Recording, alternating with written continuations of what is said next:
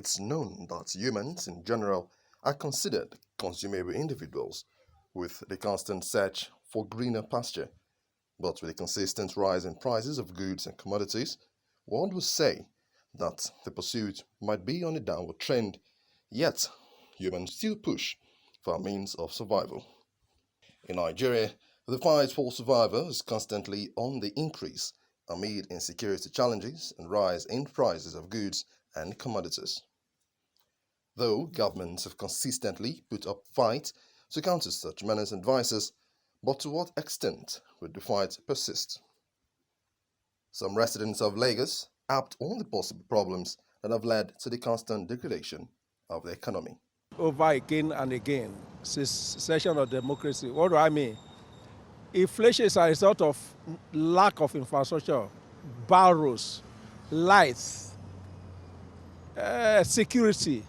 When these three factors are out of place, definitely you have multiplier effect, inflations.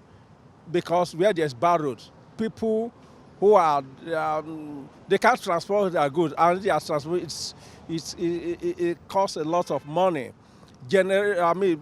Company are using their own generators, not fuel.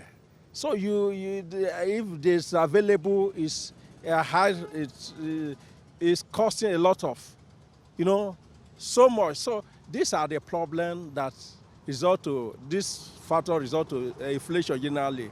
I think it all starts from the fuel pump price. I think the moment is being well set or well regulated. Excuse me, please. The moment is being well organized right from the roots, then definitely the whole system will be balanced. I'm talking about the fuel here. So the fuel has to go a long way in affecting the whole inflation and the whole system totally. On the likable solutions and the way forward to improving the economic standard of the nation, they noted that the government should put more effort in the fight against corruption. More have to be done with the government of this Ade nation, because in terms of the insecurity, I think a lot more have to be added up to it. And for the youth country, it needs revolution. What do I mean?